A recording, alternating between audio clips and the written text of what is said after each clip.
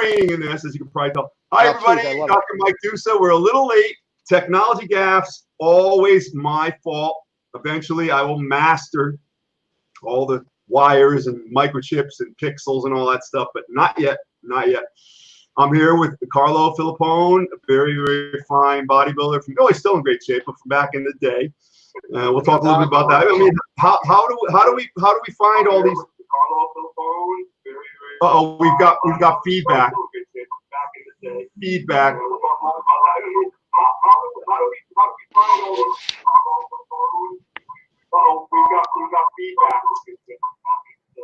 Hold on. Make sure this is turned off. Boom. Hold on, buddy. We'll fix it. Boom, boom, boom.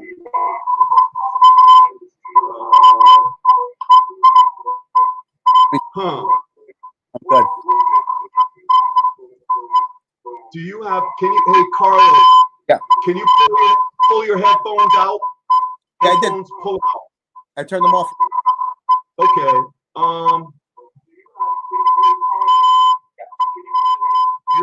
You're on your phone, right? Yeah. Do you want to try going back to your desktop? Sure. Yep. Yeah. We'll be right back. We'll get it fixed.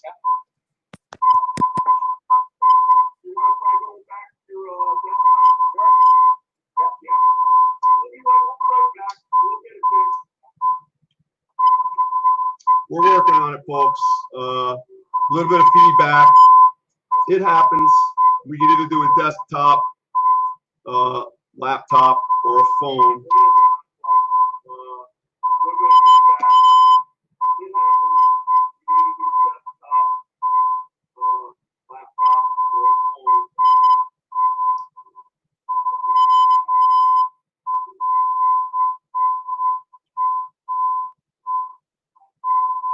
How's everybody doing tonight? Chime in with your culinary questions, whatever they might be, thoughts, questions, considerations, always appreciated. What's your biggest challenge eating or getting your food down or getting your meals in? I don't even know if you can hear me right now.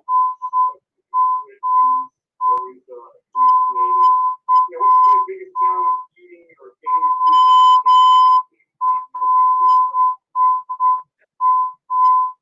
down? Okay. How's better? Still getting that. Let me check. You think that's coming from my end? What can I do? How about now? Can you hear me now? That's great. I can hear you. No, it's back. How about now, Carlo? Can you hear me now? That's great. Better? I hear a little bit of that beat. Yeah. How about now, Carlo? Still seems like there's a lag. Better? I hear a little bit of that beat. Yeah. I don't know why it's doing that. Yeah, hold on a second. Hold on a second. Let me shut my Wi-Fi off. Yeah, try that. Try that.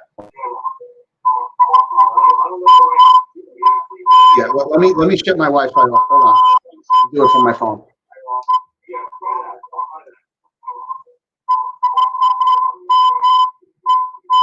Let me shut my Wi-Fi off. Do it from my phone. Certainly, that would be it.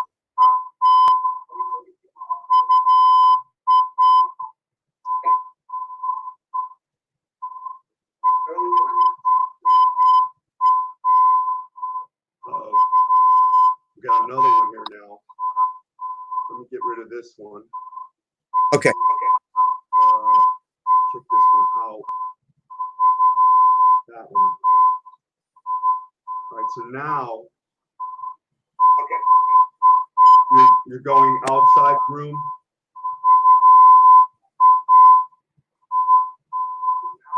I don't know why it's doing that.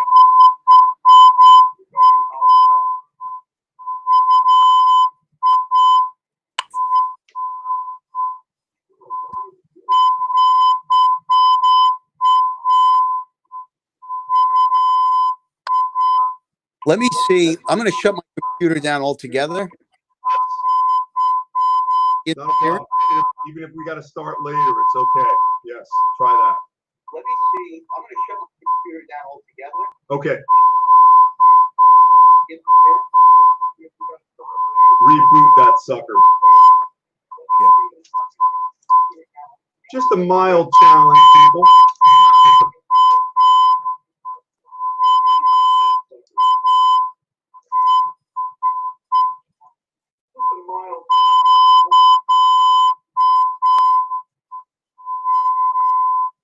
Part of the building. Oh.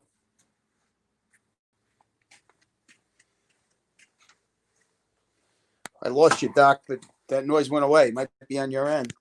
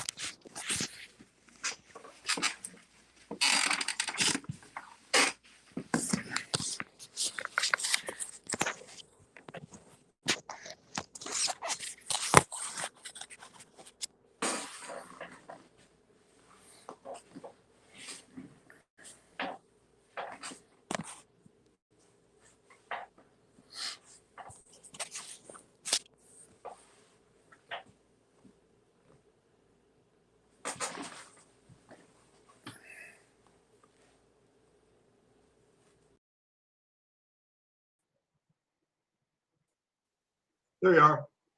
See me? Okay. Yes. We got it. We got it. All right. And people hung with us. Hey, 11 minutes. Come on now. That's still on me. You were there. All right. The members are there to let we with us. Hey, 11 minutes. Come on now. Damn it. That's still on me. You were there.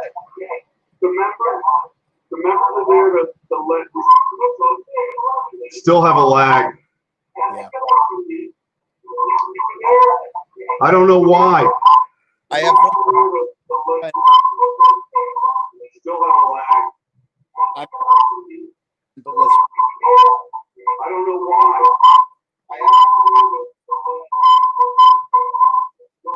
Let's see something here. it's very strange.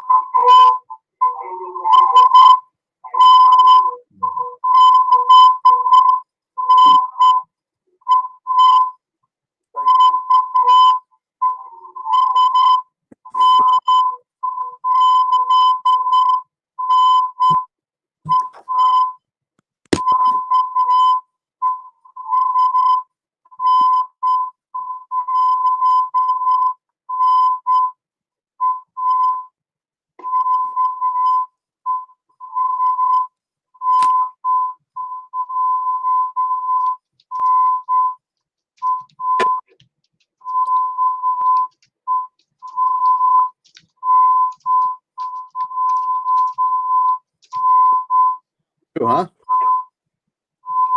Still. Yeah,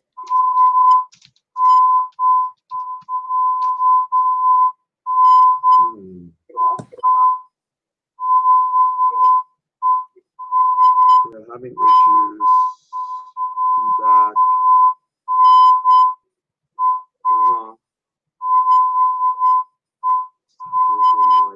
How do we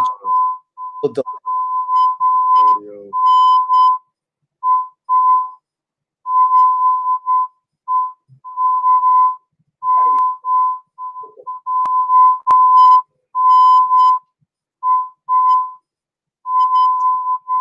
I don't know, Carlo. We're probably going to have to try again.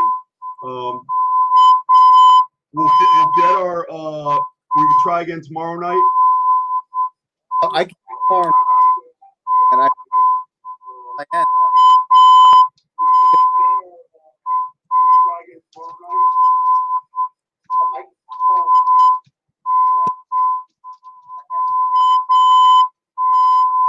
Doc, let me hang one more time. Okay. 2 minutes. I feel sorry. I don't know what the story is, but Yep, no problem.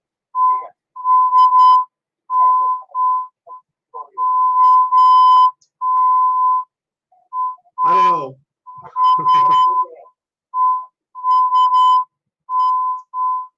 You know, the world is not all sunshine and rainbows.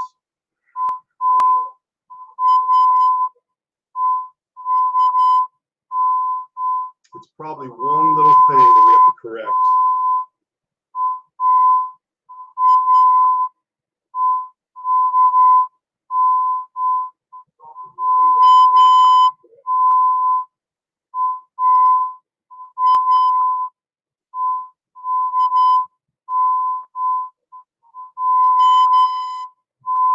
Going to the gym tomorrow.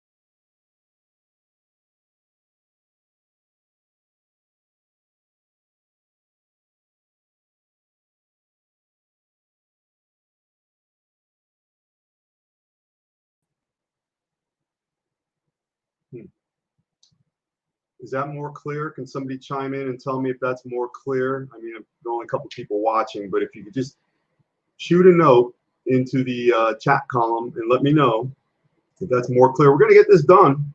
We're going to get this done, dude. We got guys in rooms up in places like MIT just figuring stuff out because they can. So we're going to get some audio going uninterrupted. So please, if somebody could let me know if, I mean, it sounds, I don't have that reverb going back anymore. So I'm hoping, let me shoot a note to Carlo. We'll get it done. We'll get it done. This is going to be, it's going to be much better than ordinary as far as a podcast because it's difficult. You know, like Les Brown says, if you do it as easy, your life will be hard. So do it as hard. Eventually, your life will be easy. So we're having some difficulties. I think, I don't know, by luck, I might have fixed it because hell, listen, if you're ever driving and you see me underneath a hood of a car and it looks like I'm working on it, you're hallucinating. I don't have the proclivity for fixing things. Let me find Carlo, get him back here. Okay, Carlo, as soon as I fixed the glitch, it may have been on my end. Come back. Boom. Okay. Let's see if he sees that. Anyway, I hope everybody's doing well. I have, who's coming up? Let's see. We've got a lot of good stuff. I just got John Meadows, who a lot of people are really enthused over that. He's probably one of the top, really, he really has a gift for translating knowledge, usable knowledge to other people, very, very high value, and just suffered a heart attack. So it's interesting because we're all about longevity here. He takes care of himself, but there you go. And he's going to talk about that. He's going to talk about Granite Nutrition, his company, Mountain Dog Diet Systems, which are really very prolific and used by many, many, many people. I've got Gunter Schlierkamp, well, probably one of the most popular bodybuilders ever. Have him on this Friday. Tomorrow I have Gino Cacavalli, a personal friend of mine, and the originator of Resist.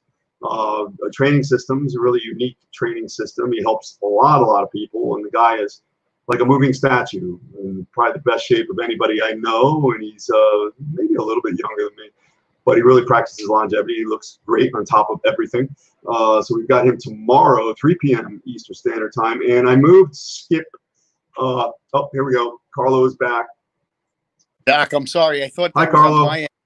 Started my computer. Are we good? No, I think we got it. Yeah, I hear you perfectly. Better? Yes, much better. Good. Okay. We are going to tread gingerly. You know, the technology gods. I was just telling people while you were gone that we've got guys at places like MIT in rooms and think tanks just figuring stuff out because they can. So we're going to get audio. It's not like we're discovering fire, and here we are. So we persisted. We didn't give up. In my head, I'm thinking, when am I going to reschedule? We're going to get him back tomorrow. Anyway, Carlo Filippone, mainstay in bodybuilding. He was a national champion, and just to rise to that point in any endeavor to become the best is almost impossible. And that's, you know, we get people here like that. And obviously, our portal of entry for all of our longevity champions here is the fitness world, not just bodybuilding, but fitness and Hollywood. We've had some Hollywood people at Pete Koch's last night. It was really, really good. We went 2.5 hours. And I think Pete only had an hour, but of course we had a lot of information to spread. And he played in the NFL and he's been in movies and stuff. And so, but again, really the gist is getting people who age without getting old. There's a lot behind that. So Carlo, won the Nationals. The interesting thing is about him is he started, first Nationals was 1994, and he persisted for 13 years until 2007. He finally won. He went from a bantamweight to a welterweight, and he became an IFBB pro. And this is probably back, 13 years, the pro card was probably worth a little more because it was harder, and, they weren't passing them out like they do now because, there's a lot of cards given out. But yeah, that's either here nor there. But Carlo's built a really successful food prep business, and this applies to a lot of people because listen, we're always trying to deliver information that will solve your pain. And what do people have a problem with? Well, they either don't have the culinary skills or they say they don't have the time. So you get it if it's important to you, and Carlo does stress, and he's going to talk about all this. I'm just kind of going over the outline here a little bit. That really what it comes down to is it's not so much the exercise, because even incidentally, you're moving around all day, so you're kind of exercising like that. It really comes down to the food. That's where people fall. So he kind of fills that gap for you with his service. You know, not only is he a chef and a restaurateur and business owner, he's had to mold his own body through nutrition, and we're going to start learning about how he started all that. And his business is expanding, tri-state area, even into Pennsylvania. And I'll talk to him about excellence. And when I try to order food prep and people don't show up and I travel, then I got to eat like a hamburger in the airport because of that. That's never good. But anyway, Carlo, welcome. Thank you for striving to get yourself on here because you're a business owner. I'm so excited to be here. Thank you so much. Great intro. Thanks for sharing all of that, and thanks for what you're doing. I enjoy your show. I don't get to watch him live too many times. I'm not going to lie, because I'm usually in the middle of something. But I love going back on. Sometimes late in the evening, I'm going on. I enjoyed what you did yesterday with the football player. Oh yeah. Right. But yeah, man the fuck up, right? I appreciate your friendly words, because I really don't know what the hell I'm doing. But I asked Pete Koch last night, because he has an agent, SAG card, Hollywood, all that. I said, how am I doing? He said, really good. He says he might need a little buffing up here and there, but really it's all about delivering a message of value to people and not boring them. Never be boring. I don't think we are. But you've got a great company. You got a great reputation. You've been around for a long time. Longevity in that sense is very important. Being consistent over time. And we'll also talk about, you said something interesting when you were a kid. You knew whatever you did, you had to be great in it. In other words, you weren't like a kid with these stars in your eyes. Things were automatically. You knew that hard work ethic. And I think there's a lot of gurus out there now that are offering shortcuts. And I have found, talking to vast arrays of people and doing things myself, nothing, Les Brown says this. He says, if you do what is easy, your life will be hard. But if you do what is hard, your life will eventually be easy. So, nothing is easy. And not only are you a business owner, you're a parent of a young child, and that's stressful to a certain degree. So you've got to balance all that. So, Carlo, tell us how you're from Northeast like me, Italian guy from the Northeast. No, we're not all in the mafia up here, at least to my knowledge. People seem to think that for some reason. So how did you start training as a kid? How'd that start? So how did it start? Gee, honestly, on a dare. A dare. It started on a dare. Serious training anyway started on a dare. I was working out by, I guess, junior year in high school. I wasn't very athletic. Most people would look at me now and be like, oh, you must have wrestled, you must have played football, or anything like that. And the truth of the matter is I did nothing in high school. I did play soccer my first year, but that was it as far as the physical stuff. What I found out my senior year in high school is that I was pretty strong. Typically during lunchtime, the kids back then would go into the weight room after they ate lunch. They were allowed to go into the weight room for a certain amount of time, and we would all work out. And every day we would bench press. Right, that's what everybody wanted to do to show off how strong they were. And I went from 135, barely being able to do 135. My junior year, I guess, to by the end of senior year, I was doing like 245. Wow. I only weighed 30 pounds, so I was pretty strong. I got strong just from working out in the locker room, in the weight room at school. And then as I got older, I was 19 years old, and I was always very deceptively strong. I didn't look like a strong guy because I was very thin. I'm 5'4", so I'm not very tall. I graduated high school. I was about 130 pounds, like I said. And, I just didn't look like I could bench press 250. So it was funny. My dad had a pizzeria, and I would work there almost every day after school, and then the summers all summer long. And there was this real big guy who used to come in. He actually now holds, or he held some world bench press records. And I'm not going to give you his name. He's a great guy, and we're connected after so much. But and I just want to do an audio check. Can you hear me okay, Doc? Yeah, no, I can hear you. Yeah. Okay, great. So after guy walks into my dad's pizzeria, says, "Hey, do you work out?" Blah blah blah. And I said, "Yeah, I do." He said, "Great. What do you bench?" I said, "Oh, about 250." So he says, "Oh, really?" I said, "Yeah." He goes, "Where do you work out?" I said, "Well, actually, I work out at home." So he says, "Oh, you should come to the gym. Me and my friends power lift, and we compete and all this stuff." So after about 2 or 3 weeks and a little bit more enticing on his end, I finally went into the gym, and I did like 235 on flat Olympic, bench. And he was shocked. He didn't think I was really that strong. So he said to me, he said, "I didn't really think you could do it." He goes, "That's kind of why I wanted to see it for myself." Carlo, Anyway, let me ask you, what year was this? What time of the era was this? Yeah, 1990. 1990. Okay. It just turned 20 years old. So it was 1990. I wound up going into some powerlifting meets with these guys. I wound up doing 280 at 148 in a contest. I missed 300. That would have been nice for me, almost double my body weight. But truth is, I was never really into powerlifting. I have very long arms for a short guy. I was never really thick. I never really enjoyed it. And I started bodybuilding. The transition from powerlifting to bodybuilding actually happened in the gym. In walked a guy during one of our powerlifting sessions, looked really, really good. And I said to my friend, I said, "I want to look like him. What does he do?" Because at the time I didn't know much about working out. Bench presses, they had me deadlifting and doing some bent over rows, but never any bodybuilding movements, So, they quickly shunned them off. And they said, "Oh, that guy's a bodybuilder." Let me just stop you. Go back to the restaurant when you're working for your parents. Were you eating a lot of pizza? Were you following nutrition, or were you just eating and you got away with it? Pizza and hot dogs. Nice. I'm hungry right now. I haven't had a hot dog now in 29 years. Wow. But my diet of pizza that my dad made, pasta that my mom made, and I would love hot dogs. So I would throw hot dogs in the pizza oven and eat them. It was, in hindsight, I'm disgusted with myself for having eaten them.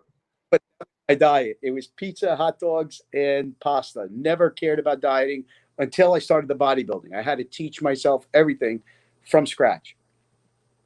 So you didn't have somebody helping you. You learned on your own, Weeder magazines, all that? Here's how it went. After I got done with the powerlifting, I wanted to try powerlifting. I wanted to try bodybuilding, but my friend at the time, again, now a world champion, world-class powerlifter, wasn't back then, but he was on his way up, said, "Don't waste your time with bodybuilding. You really get nothing out of that." So another friend invites me to watch the Mr. New Jersey contest back in 1992. So now we progress. We move forward.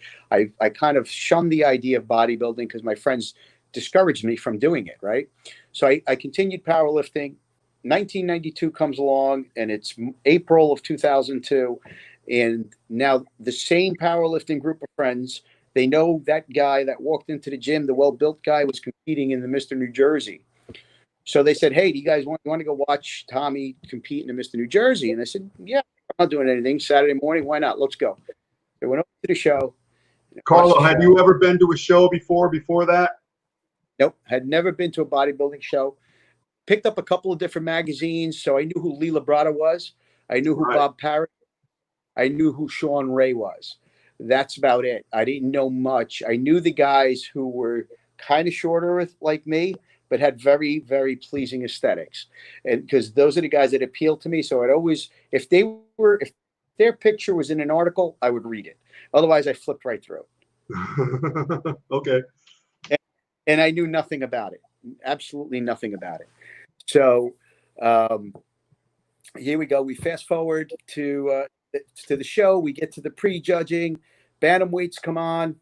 I look at them, and there was only about 5 or 6 of them in a class, but I wasn't really impressed. The lightweights came on, again, 5 or 6 or 7 in a class. I wasn't really impressed. The middleweights came on, and all of a sudden my eyes open up. I'm like, wow, these guys look really good. And it just so happens that there's 2 guys in the show. One was a guy named Tommy Potenza, and another guy, the bodybuilding world knows him, Vinny Galante. Oh yeah. So Vinny Galante's in the show, and these guys are going neck and neck, and they both look good. They both have strengths. They both have weaknesses. So I turn around. I'm like, Jesus, one of these guys is going to win, and another one is not. Anyway, light heavyweights come on. They look good. Heavyweights come on. They look good. Prejudging is over. We gather in the lobby, as is often the case in the bodybuilding world. Everybody starts talking. What did you think? What did you think? What did you think? Comes to me, and I said, well, I didn't think the bantamweights or the lightweights were any good. I thought the middleweights were really good. And moving forward from there, those guys look really good. Right. So the same friend that I keep referring to, the powerlifting guy, was a little belligerent. I'm not going to lie. So he turns and he points at me and he says, what do you mean they didn't look any good? I said, well, I just wasn't impressed. I didn't think they were great. I thought the middleweights were great. So rather than just accept that, he turned around and pointed to me and said, well, if you think it's so effing easy, why don't you try it? And I don't know if he was going through a little bit of a roid rage or whatever it was, but I just looked at him and I said, Carlo, one thing that we maintain here, and I'm assuming you'll agree, that one of the hardest, you run a business, that's one of the any business is very hard. It's just challenging. But one of the hardest things you can do is go under lights with no clothes on, throw a pose, and hope people clap. So maybe he was thinking in terms of that. Yeah, I don't know what he was thinking, but to be honest with you, his next thing, what he said to me was, if you think it's so easy, you try it. And I said, I don't think it's easy, but I'm willing to try it. Right. It was my in any event, let's fast forward 4 months later. I went into my first show, and the following year I won the bantamweight class at the Mr. New Jersey. Yeah, I've got muscle memory up here, and I've got your history. So that was 93. You won the bantamweight in New Jersey right away. That was your first show? That was my third show, actually. Third show. I did a couple of shows in 92 to get acclimated with the stage, and I did well. I finished second and first in my first two shows. Wow. But they were novice categories. So then I fell in love with the sport. You hit it on the head with it being extremely difficult to go under a stage in your briefs, essentially. Oh yeah. I wasn't a very confident young man. In high school, you want to talk about perseverance. In high school and 8th grade, my nicknames were Freddy Krueger, Eddie Munster. And it's funny, I talk to people all the time. I wind up around kids, and we hire a lot of high school kids in my companies. That's good. Talk to me about some of their personal things. Yeah. And I talk to them all the time, and I said, listen, I know that it's not easy to go to high school. I get it. But, Mike, years ago, there was real bullying going on. I mean, I was, my 8th grade yearbook says Eddie Munster under my name. Right. So let me ask you, were people calling you those things? Yeah. In a derisive way, not in a good way. Like they were not. I mean, they didn't think because they thought I was an award-winning actor. They thought that when I maybe I had a little weirdo's peak, and they thought it was cute to call me Eddie Munster. And listen, I handled it. It's okay. I didn't fight anybody. I always had, and I'm a very religious person. People will learn that about me. I always had a voice in my ear that kind of said, let it go. It's okay. Don't get angry. And I never really was. I mean, I didn't laugh about it. I never asked them to stop. I wasn't tough enough to make them stop. Carl, I'll interject. Words pack punch. They pack punch. No matter where people could say it doesn't bother me, but like on here, public forum that I'm in, I get attacked sometimes, and people say some really, really nasty, threatening things. And I'm to the point where there's a little lag phase where it bothers me, but then I just get it out of the way. But it always does, lend you to pause, So you had that going on. But, even when I was in junior high, I'm a little older than you. I graduated high school in 82, but my junior high, it was like combat, fights, bullying, and I had to get out of it. I went to private school after that. We didn't have a lot of money, but I went because I had to get out. It was bad. It was a distraction that you don't need. Right. Yeah, I mean, and trust me, I dealt with it. Again, I want to be very clear. I didn't go to sleep crying. I wasn't angry. It really didn't affect me that way. It bothered me that in a way that it shattered any confidence I may have had, which was not very much. So I went through high school. I never asked a girl out, not to my senior prom. All of that because I said, well, you know what? Who's going to date the guy whose nickname is Freddy Krueger? I had some acne. It wasn't the worst thing in the world, but certainly didn't merit that nickname, right? But they nailed me with it, and it stuck. It was a small community, so actually, I'll tell you a funny story. I moved from one town to the next. My parents bought a home in 1980, actually. So I had left what was my first year of middle school and went into my second year of middle school in the next town over. And I was pleasantly relieved because I said, this is great. I'm leaving the school. Nobody's going to call me Eddie Munster anymore, right? So there winds up being a basketball tournament. One of the Cliffside Park is where I grew up. Fairview is the next town over. So Cliffside Park wound up playing against Fairview in an 8th grade basketball tournament. And the two best players connected and they were friendly. Okay. And he says, hey, one of my friends just moved over. Call him Eddie Munster. He loves it. You're kidding. He called me Eddie Munster and everybody else. And the name stuck right through. Oh, man.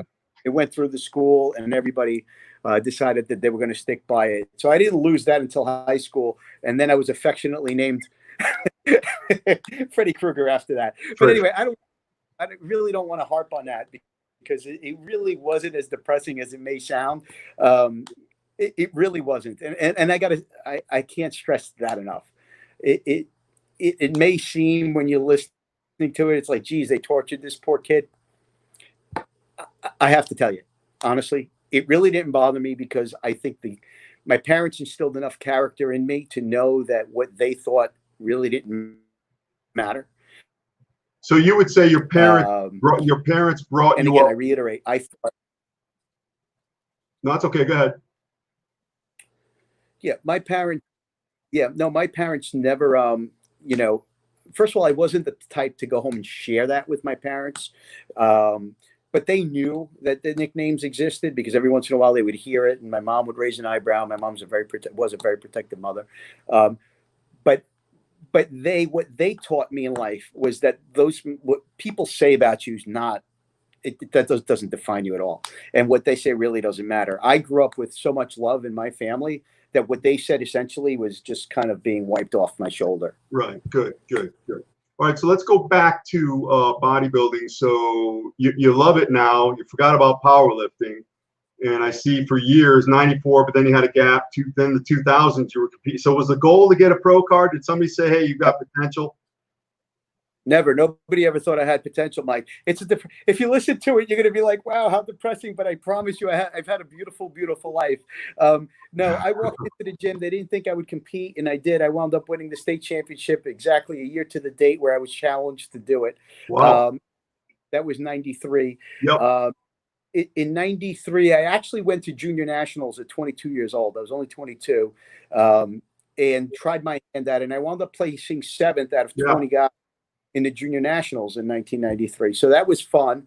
It gave me my first taste of national stage experience. And I loved that. I loved being an athlete. It was kind of like, actually, I'm doing something for myself. And there's people here who treat you like you're an athlete, right? By then, I had built so much confidence in myself. I mean, you would not believe the high school kid who graduated, the complete introvert, who didn't have conversations with anybody, just focused on his schoolwork, worked with his parents. And then now all of a sudden, I'm this 23, 24-year-old bodybuilder who I'm smiling. I'm having a great time. I have friends who aren't calling me these stupid names. They're actually calling me by my first name, which was very refreshing. So I competed in 93. In 94, I wound up competing once. I won the East Coast Championships. In 95, I actually competed as well, and I won the East Coast Championships again. And the Gold's Gym Classic in Jersey was a big show. Won that as well. So I won 11 straight national qualifying shows from 1993, that New Jersey Championships. And I was growing up. I went from bantamweight to lightweight to middleweight at the local level, all throughout. In 5, I took a pause. I bought my first restaurant in 1996. I was 26 years old. So I bought a restaurant, and I didn't compete until 2000 because I spent my time building my business. Right. In 2000, once I built my business, I started to miss bodybuilding, so I went back to it. So in 2000, I went back into the New Jersey Championships, won that, and then placed third at the Junior USAs. Yes. If you want me to elaborate on the No, that's that was good. a lot of fun. We're going to talk more about the food. It's just kind of a pair. I don't know what the word is, but it's almost like a nice contrast. You're around Italian food. You're of Italian descent. Grew up in an Italian family. I know you know how to cook healthy lasagna and meatballs and all that. But to get in that type of condition, you had to really switch from eating hot dogs and pizza. I mean, was it an adherence to healthy, really tight bodybuilding style eating all the time, or did you kind of go in phases? I went in phases. So what happened was I knew nothing about the sport. I knew nothing about how to get in shape, nothing. And at that time, there were no computers. So Right. you would have to wait for a monthly publication. So I went and I picked up, of course, Muscle and Fitness, Muscular Development, and Flex Magazine. And I read as much as I could. But in 200 pages and spread over 3 different magazines is limited information. And of course, the information that you may need at that time may not be in any of those issues, right? Right. So I trained at a very legendary New Jersey gym. It was Strong and Shapely Gym. Oh yeah. So first thing was I got myself into a real bodybuilding gym with bodybuilders in it. So I knew enough to do that. So it was only about 20 minutes from where I lived. So I would drive the 20 minutes to the gym. I would watch other bodybuilders, the professionals, see what they did. And then I would ask questions, but I never bothered the professionals because I didn't feel comfortable enough.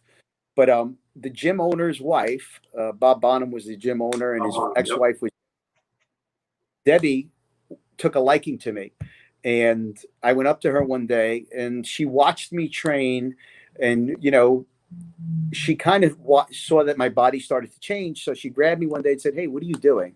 And I said, "Oh, I'm trying to diet. I want to try a contest." And she said, "Oh, wow." She said, "Yeah, you're looking good." Anyway, I had started my diet with just changing. Obviously, the hot dogs and the pizzas and the pastas became what I knew. And what I knew was chicken and flounder. I didn't eat any steak. It was chicken and flounder, essentially, and potatoes and egg whites. So I started eating that stuff, and then she came up to me and said, "Hey, talk to this guy. He may be able to help you." Spoke to a guy named Tony Best, guided me a little bit. Met Vinny Galante because he also trained in the gym. Talked to him, and he gave me this much information. So I was taking off of everybody else and then applying them to myself. But I would take notes, and Doc, I'm sure you have journals that you've kept throughout the years. Yeah. I still have journals 93, 94, 95, when I first competed, of what I consumed, how many grams of each, what effect it had on my body. And I would keep all these notes and just use them year after year after year until really I just established a protocol that worked for me. And I kept that going for a number of years, and I'm still learning as I get older. Where did you like yourself the most? Bantamweight, lightweight, or welterweight? That's great. A great question. I really like myself in neither of those categories. If I could be completely honest, when I dieted down, I didn't really love any of my looks. The reason being, I would always lose too much muscle. At the end of my career in 2007, when I competed, I was actually at the very least the middleweight. But you had so many high profile names, and it was so difficult to win a pro card that I kept dropping down to welterweight so that I didn't keep running into people like Jose Raymond, Stan McQuay, Dave Henry. All of these guys were perennial favorites, and I just knew that. And perhaps it was a lack of confidence on my part, but I knew that I could be the best welterweight and beat most of those guys. I knew that if I bumped up to middleweight, where I felt most comfortable competing at around 175 pounds, that I would probably start to show in second place. And second place didn't win you a pro card back then. So Right. my favorite look, I have some off season pictures and photo shoot pictures that I put up, and all of my photo shoot pictures, I was upwards of 170 pounds. Wow. And that's when I actually looked my best. I was vascular. I was full. I was just as hard as I was in the contest, but I wasn't depleted and emaciated. So as I got bigger, I liked the look better. The issue with that was at 5'4", I didn't really like being over 180 pounds because I Right. felt like I would be too much weight. let me cut in. I read where you said, yeah, you didn't like how you felt, or you just didn't like carrying all that weight, and it's kind of goes hand in hand with getting older. You're certainly not old, but you don't see Yeah. anybody. You don't see anybody. 5'4", 180. Maybe that translates to 6 feet, 280. I don't know, but you don't see anybody. It's certainly in my practice and the vast span of people I've worked with over the years, you don't see anybody 280 at 80 years old. So as you get older, you want more economy of movement and function and to get lighter. Would you say that's true? You feel better that way? 1,000,000%. My personal care physician took care of me throughout my bodybuilding career, and he passed away a couple of years after I was done with the bodybuilding. And he was a gentleman. He was about 5 foot tall. He weighed about 105 pounds. And the one thing that he said to me right off the bat was, Carlo, there's a reason why old men are little old men. There's not many big old men. And he Yeah. said, as you scale down, you get lighter. It's less taxing on all your organs. I'm sure you know. Oh, yeah. And I kind of have lived that model for forever. When I got done with the sport, I said, okay, I'm done with the sport. I don't need to be 185 pounds. I don't need to be 200 pounds. I walk around now, I'm still about 170. When I really, really tighten up my diet, I get down to about 160 pounds very, very quickly. And actually, that's kind of where I want to go now for the summer. And I have a big birthday coming up in 3.5 weeks. So I Oh, started. all right, man. You're close to my birthday. I've got. Oh, you got 50? 50 years old? 50. I'll be 50 in. Well, So, happy birthday in advance, man. Some people say, hey, you're going to be 50. you. You just tell them it beats the alternative, which is not turning 50, so that's a good thing. Yeah. I have to tell you, look, you said before I have a young daughter. I have my daughter will turn a week before I turn 50. Wow. And man, I don't feel 50. I don't I don't feel 50 at all. I feel like I feel very energetic. A bit mentally drained sometimes because I'm essentially running a few different businesses. So that's a little taxing. But physically, I feel great. Thank God. You're physiologic because you take care of yourself and you're in the lifestyle and you always have lived this lifestyle. You've built a lot of health equity, as I like to call it. And your physiologic age is maybe 30 or something like that. Whereas you get people like we get people who are maybe, my age, 56, and they've really savaged themselves over the years. So the health equity is not there. They've caused some damage. They can backtrack and get better, but there's more years behind them than ahead. So you just got to do the best you can. But when you invest in yourself like you have, feel better, and you don't even notice it. But speaking of the weight, it's not just fat, also muscle. If you could carry 280 pounds of muscle, which I don't think anybody can at age 70, that's not good either because it's it resists the heart.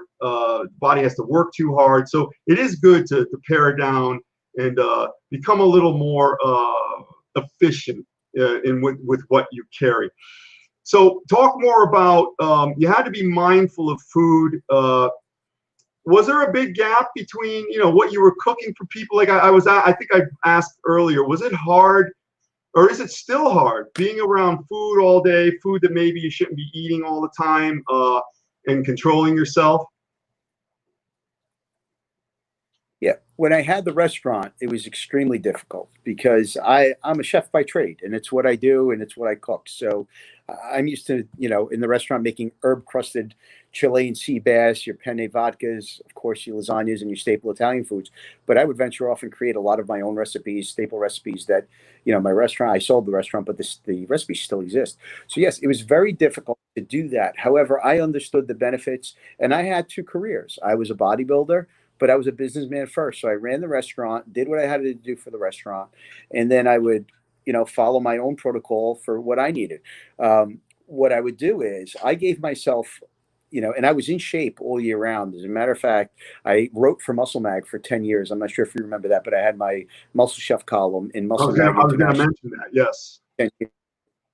And they would spontaneously fly me to LA and to Vegas for photo shoots because they knew I was in shape all the time. So whenever they needed content or material, they would say, Carlo, can you go to Vegas or, meet up with, Robert Reef and do some shoots. So what I would do is I would Monday, when I wasn't getting ready for a show, because I live the lifestyle, regardless of whether there was a show on the horizon or not.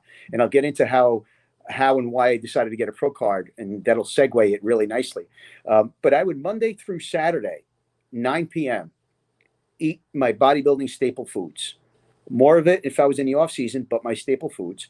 And then on Saturday, 9 p.m., I would start what I called my cheat day.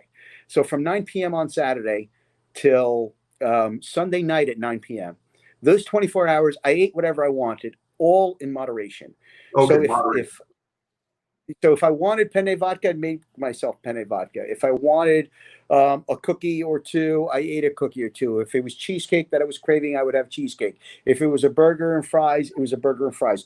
But all within that 24-hour window, I would literally wake up on Monday morning, fresh start, didn't think twice about it, didn't feel guilty, didn't feel anything other than awesome, and carried on that way. That's a very big key. Oftentimes people think they've done more damage than they have, and they quit, or they stop, or they, that's different. One day is different than doing that for a whole week. You can really backtrack if you do it for a whole week. And, some people do that. Yeah, going back, you were a food columnist for a long time, and then you kind of segued, you sold the restaurant, and that's when you started building the Elite Lifestyle Cuisine company. Is that correct? Yeah. So let me just go back. It was 2002 in the restaurant. Let me get into, if it's okay, Doc. I just want to get into how I got. No, absolutely. So in July of 2002, in July of 2001, I'm in my restaurant, and because I had a column, a lot of the professional bodybuilders would come into the restaurant and eat. They would read about it, and when they were in New York or New Jersey, Connecticut, they would come down to my restaurant and eat because they knew I would prepare them whatever they needed. Okay, so Ronnie Coleman, 8-time Mr. Olympia, was coming into my restaurant regularly. Whenever he was in New York, he would stop in and eat. One day he comes in, and it's after hours, so we kept the place open just for him and his girlfriend at the time. He has his dinner. When he's done, I go out. We're sitting down for a little bit, and he says, "Yo, you look lean. What's going on?" I said, "I'm getting ready for a contest." And he says, "Well, why are you getting lean now?" And I said, "I like to be lean all year round." And my plan was to do the USAs the following year and the bigger shows. So he said, "Well, let me see how you look." So I, right there in my restaurant, he stripped down for him, and he said, "You can compete right now. Don't wait till next year. Compete now so that you can qualify, and you have the whole year to get ready for next year instead of trying to compete next year twice and missing a peak." So he gave me some let me ask you, Carlo, right there, did you heed his words, or were you one of those guys that didn't see what other people saw? Well, to that point, I hadn't seen what other people saw, but also I didn't really rely on anybody else. And I always felt that, a lot of people have a problem being honest with you sometimes. Oh, yeah, and I know that. Coast, right? We're on the East Coast. We have a hard time finding people who are honest sometimes. That's right? very true. So I kept saying, "You know what, Carlo, it's what you think is important." However, that changed when Mr. Olympia says you're ready. Yeah, When Mr. Olympia tells you you're ready, you're ready. And truth be told, he came in on a Saturday night.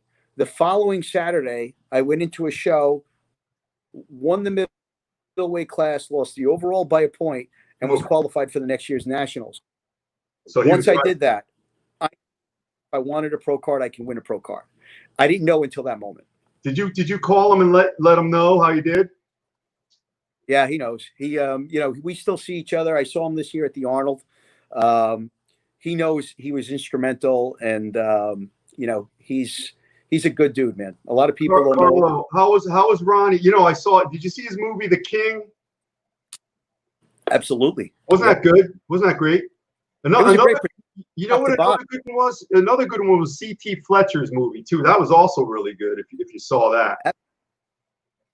Doc, I'm going to move around a little bit. Yeah, whatever you got to do. That's fine. From my laptop, from my computer, but because I'm doing it from my phone, I'm going to go grab a charger. Okay. No problem, man. No problem. All this talk of food, I'm getting hungry. I don't even know what I'm having tonight.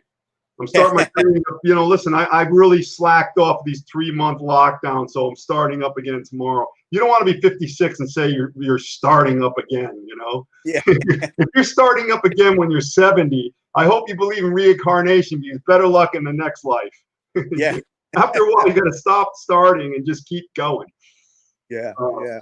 Yeah, but life is good. You know, try to find something to be happy about every day. Grateful, Sure. at least. Sure. There's always something. You know, if things are that bad, like people say, just stay in bed. Why do you bother and get out of bed? I say to some people, you know, come on now. Right. Because they're not really that bad. No, never. We're both here alive, so whatever the worst problems were that we had didn't kill us. You know, we're here. Yeah. Yeah. For sure. So Ronnie Coleman, so he was right, and you won your class. Won my class as a middleweight and wind up going into the junior nationals the following year, lose that by a point, get sick and couldn't make the USA. I hired some of the top gurus in the industry.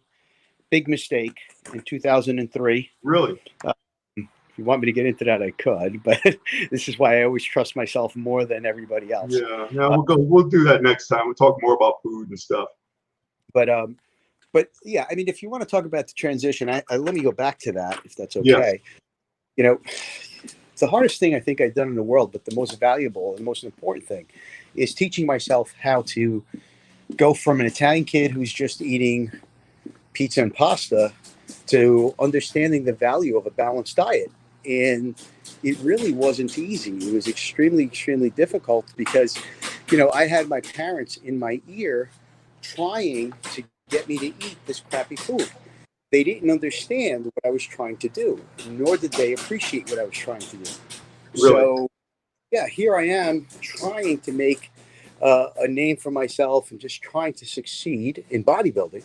I'm also understanding at the time the benefits of eating right and being healthy, if not for anything else, but for the level of confidence that I have.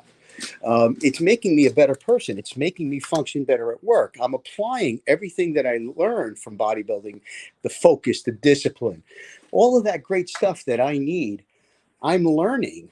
And it's making me a better business person. It's making me a more focused individual. It's making me a more humble individual.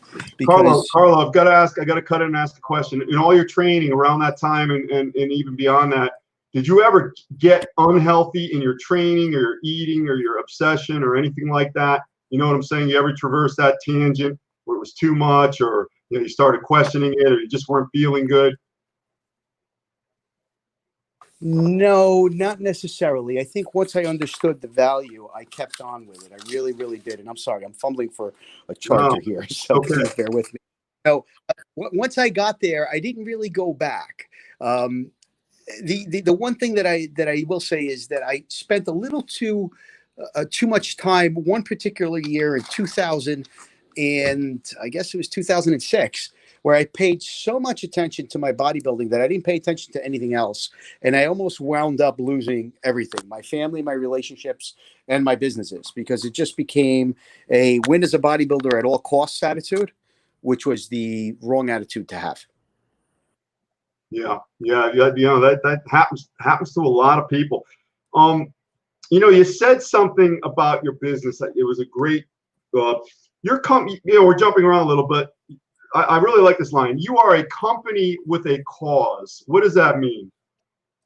A bunch of different things. You know, from the people that come in and the employees that we hire, we take into consideration many factors, and it's not just their performance. It's the type of people that they are, the individuals that they are. We rather hire people who take a little more training, but are better people than people who are just coming in and looking to take advantage of a position, perhaps, and just want to make a couple of dollars. So we'll start there. Also, you know, obviously, ongoing obesity crisis. I mean, I have to tell you, the advent of social media and the vanity that comes with it, I think, is helping this country. For a while, we were spiraling out of control with obesity. And though I think it is still a very, very big problem, I'm willing to bet, and I haven't seen statistics, so shame on me, but I'm willing to bet that over the last couple of years, perhaps there's probably been a plateau, because, you know, 3 years ago is really the last time I stopped and stared at data. And 3 years ago, we were at about 36 or 37% obesity. I'm not sure where we stand today in 2020, or maybe what the statistics were for 2019. But I know in 17 we were at about 38% obesity rate, and Oh yeah. when I started doing, when I started doing the prepared meals, which was in 2005, I sold my restaurant in 2004. I kind of skipped over a bunch of times, but in 2004, I wound up in my restaurant.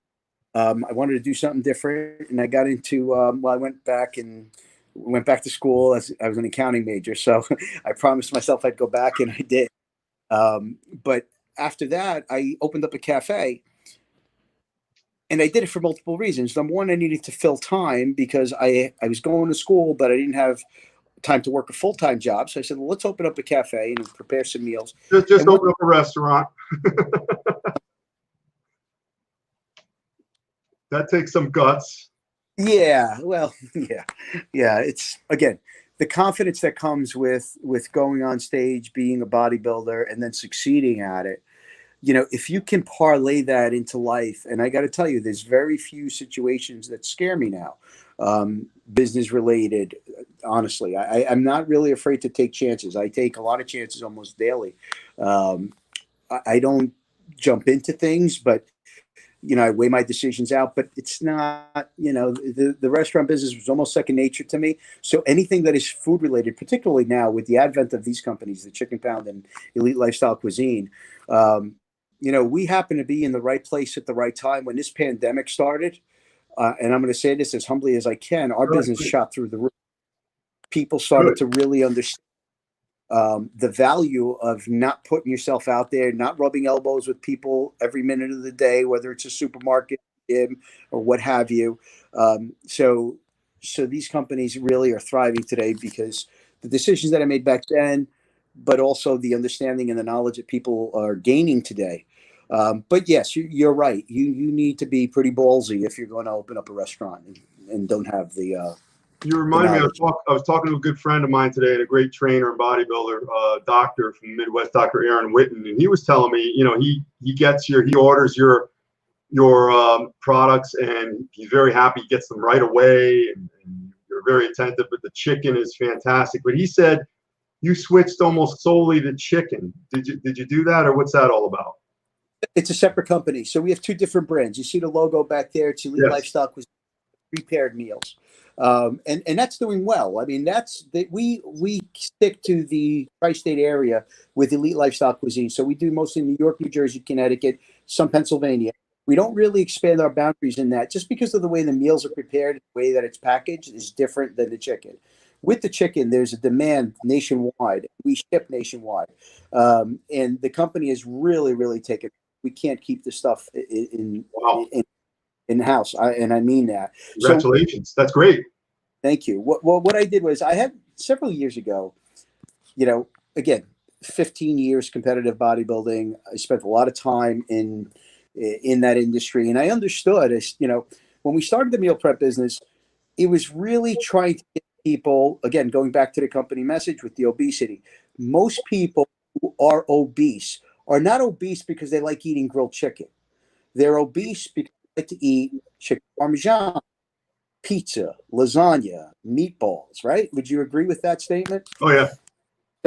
So what I did then is I took those same recognizable menu items that people would typically go eat in their favorite pizza parlor, Italian food restaurant, what have you, and I made them healthier. I made a healthy lasagna, whole wheat pasta, low fat ricotta cheese, non-fat mozzarella, grilled chicken instead of ground beef, spinach instead of fatty chopped meat.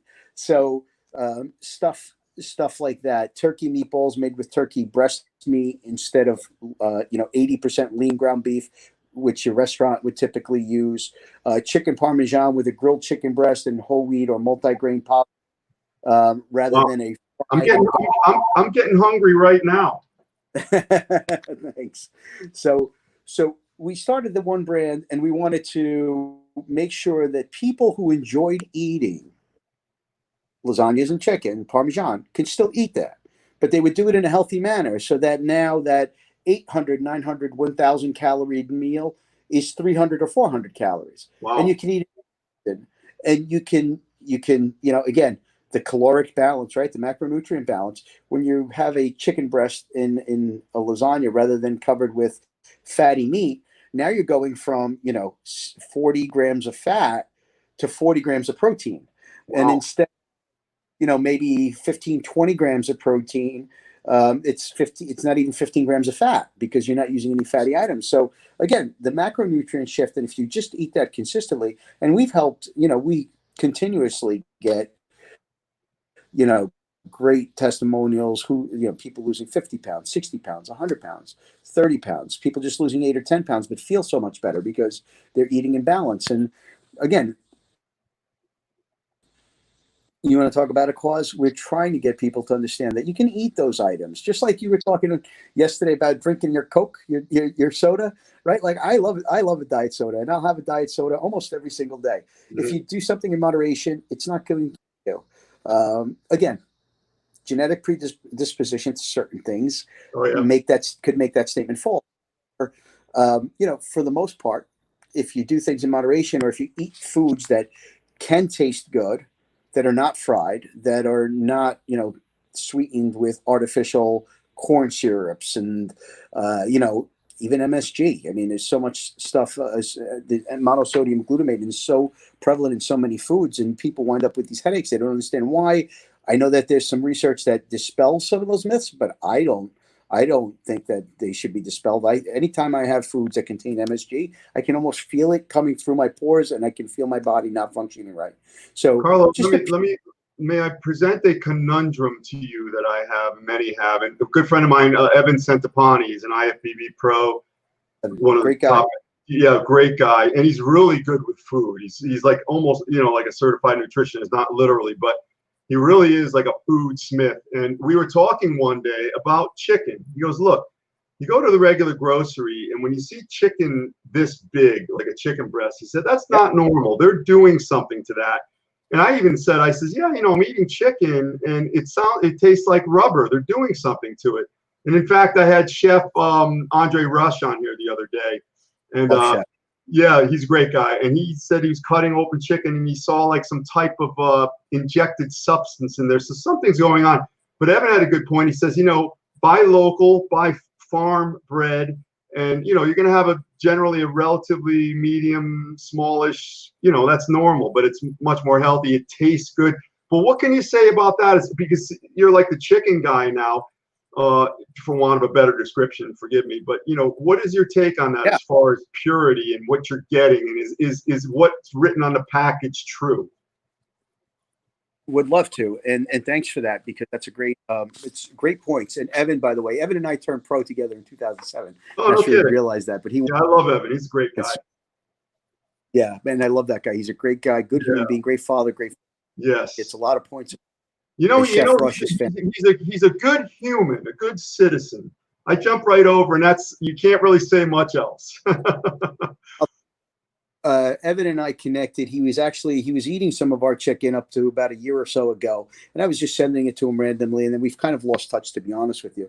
But he and I had a phone conversation, and we would run into each other in the bodybuilding world and in the industry, and we always were very cordial to one another. But we had a conversation that I'll never forget a couple of years ago, and it was relevant to bodybuilding. And I said to him, I said, we said, do you still talk to any of the guys? You're into any of the guys? And he said, Carl, honestly, I don't.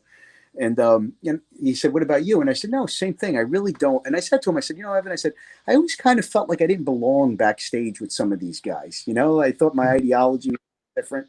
And he said to me, he goes, Carl, he goes, you're the first person that says exactly how I feel. He said, when I was backstage, he said, I couldn't really relate to a lot of the guys that I was backstage with. And I just find that ironic, but I also think it speaks to the person that he is, more than anything else. But going back to the chicken, so different, the USDA, the government, right, will tell you that there is no such thing as hormone-infused chicken. And I want to believe that. I do. But I also know that they can't possibly inspect every plant, every factory on a daily basis like they say they do. I've been to some of these plants. When we had to make a decision on what we use as far as product, I had to visit these plants to make a decision, in a conscious one that I could be proud of because of the decision. I mean, we sell one product. So if our product is not good, we're out of business essentially, right? So we had to make sure that we used a high quality product. So what Chef Rush probably saw was an infusion of saline that may have dried up, if that was even possible, okay, in a chicken breast. These chicken breasts, a lot of people don't pay attention to the labels, but you'll find what they call water retention, okay? And it's usually as low as 2%. It's not never lower than that. And it goes upwards of 15, 16, 18, sometimes as high as 20%. Carlos, So sorry, they're taking these chicken breasts. Explain to me what water retention means in the chicken. It's water added, actually. So what they're doing is they're taking either water or a saline type solution, and they're injecting it into the chicken breast for a couple of different reasons. It preserves the chicken breast, so it makes it last longer, and it adds weight to it so that they can make more money. And a lot of people don't know that, and a lot of people don't understand that. So some of the challenges that we get in our company is people will go on our social media and they'll say, oh, you're selling chicken for $10 a pound. I can get it for $1.99 in the store. And, you know, sometimes we answer them politely and say, well, that's great. It's a great deal. You should go get it. But every once in a while, you have an extreme heckler who deserves to be treated like an extreme heckler. And we give them the breakdown. Well, you're probably paying $1.99 for that chicken breast, but it's $1.99 per pound, but you're not getting a full pound. It's very likely that you're giving up 40 to 45% of that chicken breast once you cook it, because the water cooks right out of it. Right. And people don't understand that. So they're affecting the quality of the product, organic. And we have to be so careful, right, with the terms, because let me put it to you this way. You have commodity chicken breasts. That's your lowest grade. They call it hormone and antibiotic free. We'll have to take their word for it, right? And then you get a step up, and it's in one level up from that is, no hormones, pasture free, etc. That's usually going to cost you about $3.99, $4.99 a pound, $5 a pound, depends where you live in the country, right? Then you have your organic and free range, right? Organic, free range. Do you know, Doc? I don't know. I know you study the food and you get it, but organic, in order for something to be classified organic, right? These chickens, the hens, the chickens, have to have the ability to go outside when they want to. They're Right. raised outside. They're in the chicken coop, right? So as long as they have an entryway and they're out of their cages and they can go in and out as they please, that's considered organic and free range. Huh. You have chickens that never go outside, but they still classify them as organic and free range. I've got to ask you while I remember, what's this new thing they're trying to pass where they don't have to write on the label where the chicken comes from? Is that true? Yeah, I think honestly, I think it is true. I'm gonna have to check with my guy Chris. Chris handles like all of our USDA stuff. I personally don't know, but I've heard that they don't have to label it. But what I can assure you, Doc, and this is 100% factual, 99.9% of the chicken that's sold in America is made, grown, and raised in America. A very small percent of the chicken comes from Canada that's sold in the United States, but it is predominantly USA made. No chicken comes from China, I promise you. Well, let me stop you. See, I heard something crazy, and this is just me. Listen, I defer to you. It's like when I go to I don't like a patient coming to me and they're trying to tell me how many bones are in the spine. They don't need me. Right. And I don't tell you your job. That's why I'm offering this to you as something I heard. I heard that chicken is sent to China, and then they do something to it. They treat it, and then they send it back here. So that's not true? That's not true. Sounds nuts. No, that's not true. I mean, why the hell would they do that, How expensive of a process is that? Yeah, no, I know. But that's what I heard, So then I'm in the store. I don't know what the hell to buy. I go local now, but it's harder and harder, it seems. Evans, Carlo, for someone farms, we have a great one here in Jersey, Goffel Farms. No, I was going to say, for someone who, let's say, is not buying from you, and everybody should, by the way, okay? Try some of Carlo's food prep services. But what do you suggest to them when they're going out from their house to shop? What's their best plan of attack in buying food that they know is the best for them? I'm going to piggyback off of what Evan said, because I couldn't have said it any better myself. If you have a local butcher, support the local butcher. Different parts of the country have different specialty items. So you should be taking advantage of that. You know, I went out on Saturday this past week. My wife and I took our daughter to a local farm. Also had a little petting zoo. So she's nice. 11 months old. So she loved that. But now this local farm, right? You got to be careful, because you go to the local farm, yet they have the same products that the supermarkets have. Some of them are locally grown. They're growing themselves. Others they're bringing in. And that might be from Ecuador.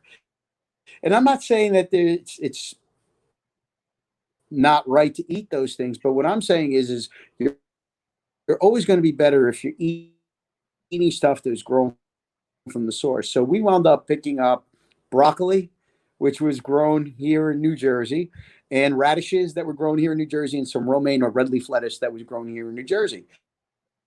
And my wife, she's not in food business, she's a teacher. So, so I'm going to piggyback right off of Evan and say, look, if you find these local markets, you know, a bit more money, you're going to really enjoy your food so much more. And everything is fresh. You got to consume it a lot faster. Okay. And that's a test. Grab a local grown head of lettuce, and then grab something that Andy Boy had for 2 months. Sometimes. Hey, Carlo, since you're talking about greens now, your veggies and your broccoli you've mentioned, and lettuce, how big of a problem is the leaching of, you know, the minerals and the good stuff from the soil that this stuff is planted in, and ultimately you're getting a product that's kind of bereft of all the vitamins and minerals you need? You hear that? Is that a rampant problem, or are they doing anything to combat that, or do you see that? It's a problem. Of course it's a problem, you know, but that's where your supplements come into play, right? You want to make sure that there's plenty of great green supplements and red supplements for your fruits and your vegetables that you can utilize. And if you're not able to get high quality, grown from great quality soil, then supplement with the supplements to make up for it and compensate for it. Look, you know, I love my country. I think it's the greatest country in the world. Yes. Not ending. But we take all the shortcuts we can find, and our growers do that. They have no choice, because it's about the almighty dollar, and it's about you know, how quickly they can produce this stuff. So when you do things like that, you're going to wind up with having issues with soil, and, you know, having chicken breasts that look like this, but you're not giving them any hormones. How is that possible? Now, if you do the research, and trust me, I have, it'll tell you that the practices that they've learned over the last 20 years have allowed them to raise a chicken to get that big within a 9-month or a 3-month time frame. You know, I don't know if I believe that, to be honest with you. I still question it. So I'm very skeptical. You know, we quote something here in one of our groups. I say, be your own lab. And I'm not saying be irresponsible, you know, listen to the scientists, but who's really, you know, who's doing the study? Is there corporate interest money? Is there, you know, investigator bias? I mean, how do you find out? You know, maybe it's, you know, listening to guys like you or staying close to home. How do you feel? What are the results you get out of your food? I want to ask you, who is your, you mentioned, you know, the span of influence your company seems to hold. Fitness people, corporate, and stay-at-home folks. So who's your average client that wants food prepared for them on a regular basis? So the brand behind me is corporate stay-at-home moms. The Elite Lifestyle Cuisine brand is corporate stay-at-home moms. The Chicken Pound, this brand that we represent. Oh, I'm sorry, Carlo. What is a corporate stay-at-home mom? Is that somebody whose husband works for a company? Corporate or stay-at-home mom. Okay. Okay. Slash stay-at-home mom, I should have said. Right. I'm sorry. So it's corporate individuals, whether people ordering from their companies or people who are in corporate positions who really want to have meal sent to their office. I mean, we're in New York City on a daily basis, shipping. We use FedEx, so we don't go personally, but we ship to New York City on a daily basis and up and down the streets. I mean, that part of our business took a little hit, honestly, during the pandemic because people weren't going to work. But that's who our client is at Elite Lifestyle Cuisine. These are people who want prepared meals. They want full, complete meals. They don't want to be worried about just chicken and then adding stuff. On the chicken pound, that individual is typically somebody who's into health and wellness. They understand that they have their own personal target macros that they want to hit, and they use this product to help them reach those macros. Now, as with a lot of things that I've noticed when it comes to physical appearance, right?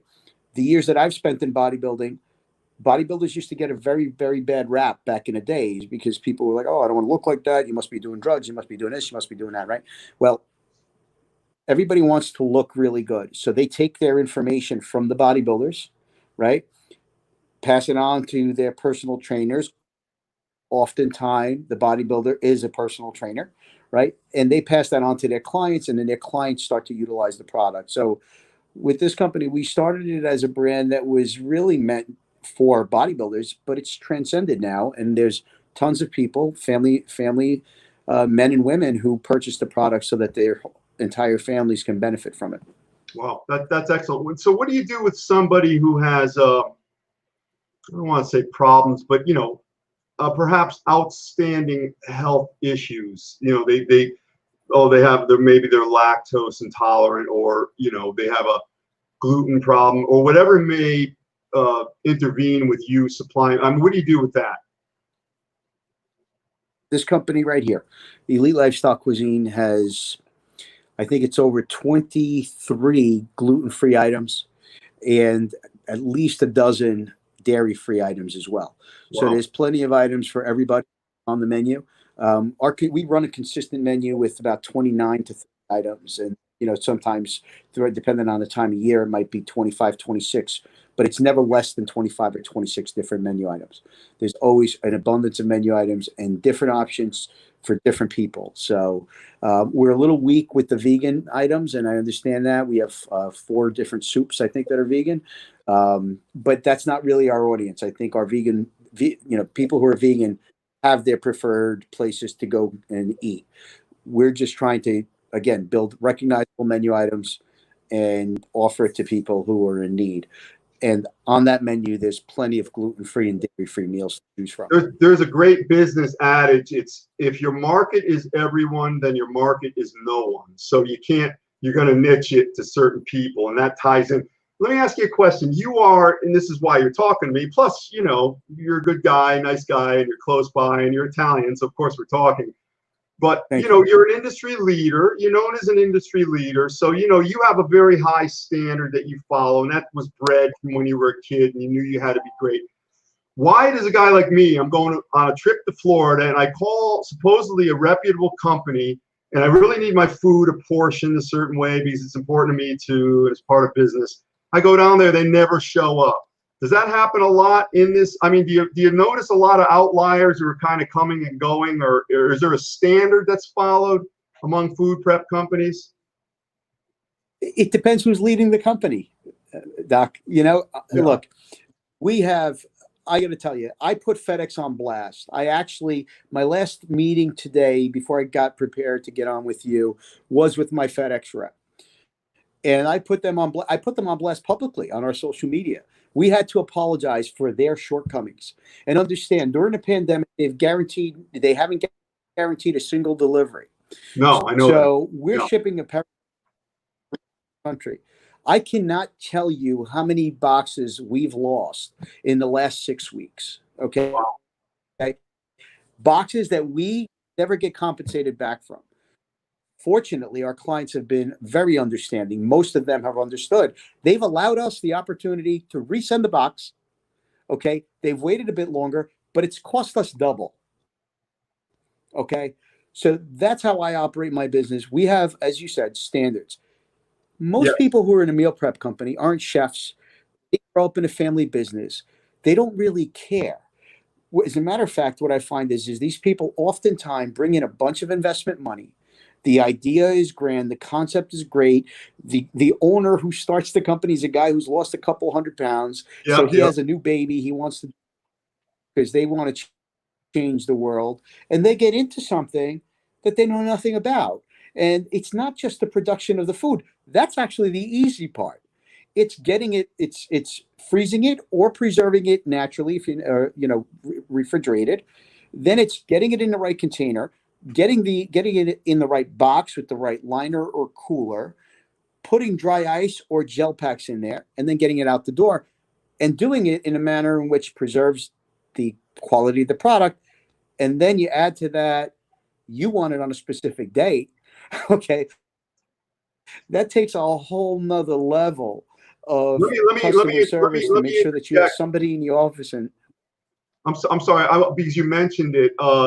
So you're sending viable food in containers. How does it stay fresh on its delivery? It's dry ice, like you said, or other types of modes?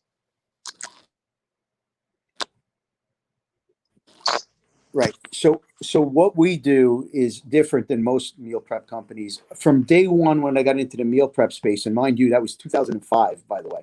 So I was, wow. I pride myself. I call myself the meal prep pioneer for a reason. You're a pioneer. You're a pioneer. You are. Back in 2000, companies popped up. I was already doing it. So you have to. We freeze the product and we flash freeze it. So we have blast chillers in our facility. We prepare the meals hot off the grill, off the stove, out of the oven, out of the broiler, wherever it may be. We portion it right away with all of the ingredients, assemble the meals, and put them into the blast chiller. They're frozen within 30 minutes. So that preserves all of the nutrients, the freshness, the taste, the moisture, right? And then we seal it, store it. Everything leaves our facility. Nothing sits in our freezers for more than 4 to 5 days. We have rotating schedules. We have 3 different shifts of individuals that come into our facility and are cooking all day long, essentially. So shift 1 is 7 in the morning till 2 in the afternoon. I think I lost you. Doing good here. Been having some technical problems, but I think we're still delivering the message. We're going to wait for Carlo to come back. Got a little bit longer to go. Got to go for my nightly walk. Got to work off the bad stuff that I've been eating today. Like I said, I'm starting up tomorrow. My gym is opening, Powerhouse in New Haven. We got all these rules. That's okay. It's better than doing nothing. And I'm going to get back in there, and I'm going to, listen, I was just telling Carlo, at 56, restarting. You don't want to keep saying that you're restarting something. If you turn out you're 70, it's never too late, but you don't want to put yourself in a position where you're always restarting something. Then all of a sudden life is over and you're still at the starting line. you want to, it's like a job. I can ask a quiz question here, and a lot of people can't really answer it. Here's a quiz question for you. Is it true that a job worth doing well is worth doing poorly? Here we go. I think we got him back. He's coming back. You there? Yep. Yeah, there you are. There you are. I don't. That's better. Yeah, the phone plugged in and it just boom died on me. Sorry.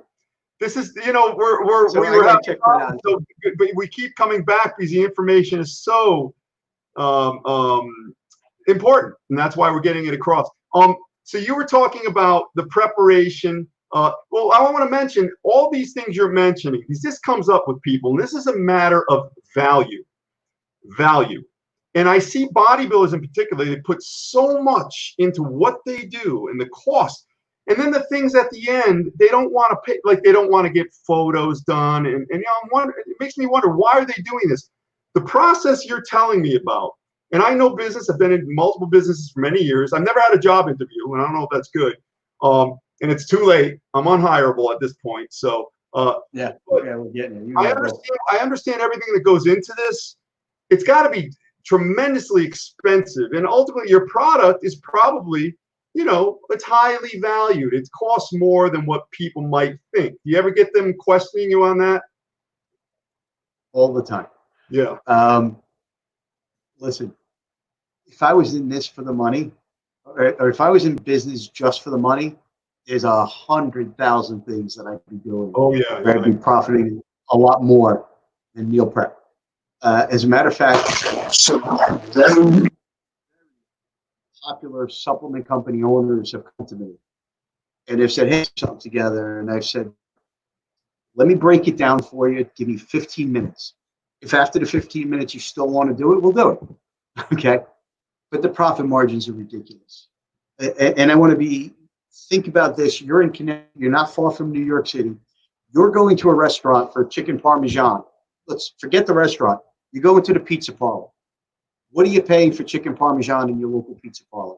New York City, New Jersey, $15. Sound about right? Yeah. Okay. So $15, they're using a lower grade chicken. They're not using multi-grain or whole wheat pasta. They're not using a fat-free or lower fat mozzarella, higher quality, costs more money. Okay. Spreads less, so you got to use more. Okay. All of these variables. Then you got to put it in a to-go container. You got to seal it. You got to label it. Okay. Then you got to get it into a box with a liner, add dry ice and craft paper and all this other stuff. And at the end of that, you're selling that for less than $10. The guy in the pizza place is making you go in and get it, and he's charging you $15, $16. He's using a brown paper bag, which costs him about a penny, if that. Okay, he's using a aluminum container with probably a paper lid, foil lid. Okay, so that's costing him about 4 cents, 5 cents. Our containers cost us about 30 cents, and then it's out the door. And then if getting it delivered, you got to take the driver. It's more than $15. If you're going to pick it up, then you got to put your time into going to pick it up. So, this is not a high profit margin business. This is a business where, unless you're absolutely out of your mind, kind of like I am, you'll be in it. I have to mention something you said, and this sticks to everybody I talk to, and people who, they have things right in their head. And basically, you never go into it for the money. You go into it because it's what you do, and it's very high quality, and you put that forward. And if you help enough people like that with high quality, you look over your shoulder when the dust settles, you'll happen to have a lot of money. But if you put the money first, the quality's never there. So you may have a little bit of time, but you don't have the staying power. So that's essential. There are some people who can get by, I don't want to call them scammers, but if the quality's not so important, they know they're charming, they can set it up, and that's a problem. Yeah.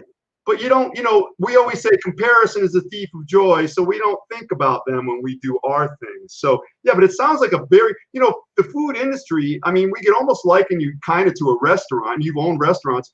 Isn't that the hardest business to succeed in? I mean, the failure rate's like 90% or something like that.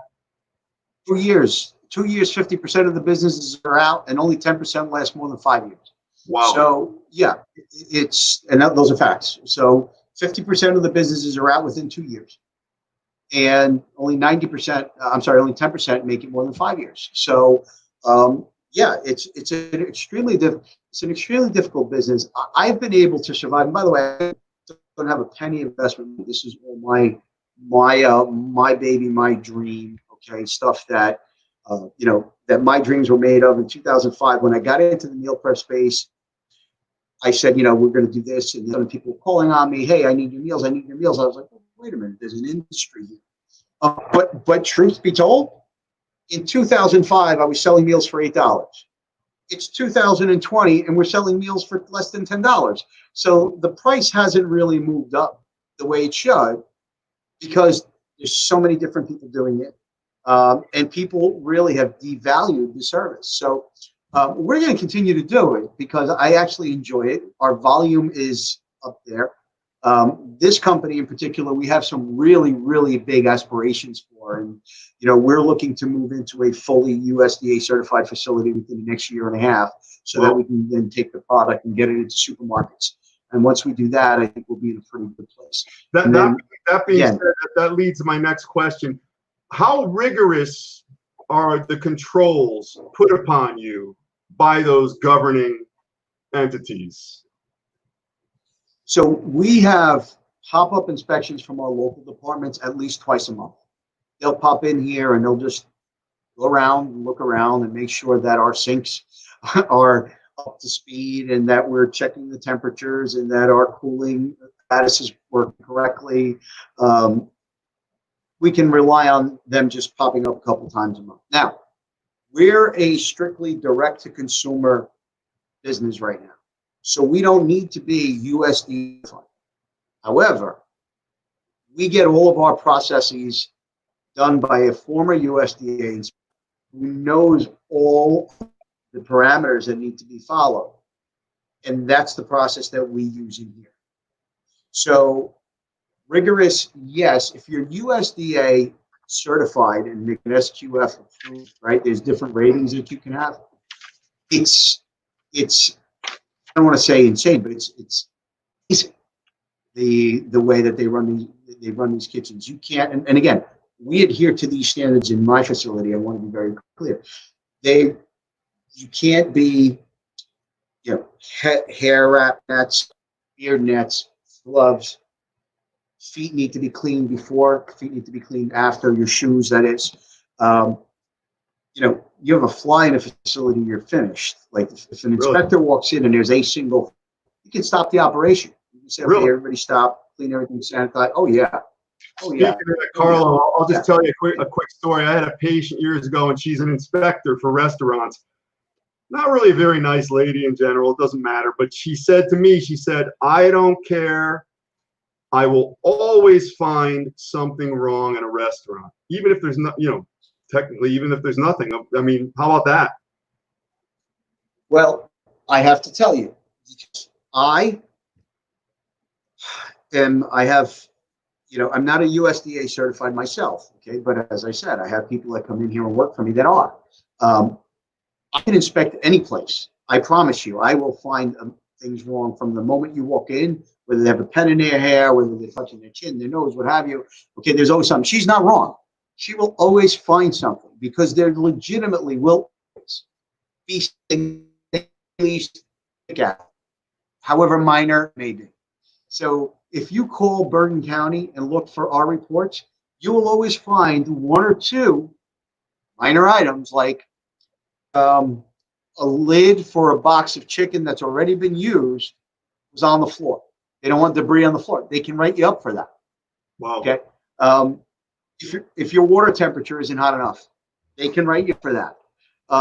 If somebody pops their head in and says hello to you while you're cooking and they don't have their head covered, they write you up for that. They write you up for whatever, really, I don't want to say whatever they want, but it's legit. You're in a food business. Yeah. And when you're producing, we do thousands of pounds of chicken a day in our facility. And if somebody walks in or the girl working the front decides she's going to stroll through the kitchen area and not have a head or hair covered or hair wrapped up, whatever, and the hair gets into the food, that's a big problem for us. And we don't need that. In today's world with social media, they put you on blast immediately. You don't need that. And quite frankly, it's important that you protect the food as if you're the one eating it. And I like to bring my product home. So I like to eat my own stuff. So I want to make sure that we are protecting the integrity of it 24/7 or we're doing something. That's a good mentor. Hey, your daughter is 1? She's going to be 1 July 1 years old? She'll be a year old, yeah. Am I losing you? No, I'm here. All right. So what's her what does she get to eat McDonald's and stuff like that, or do you keep her pretty tight? No.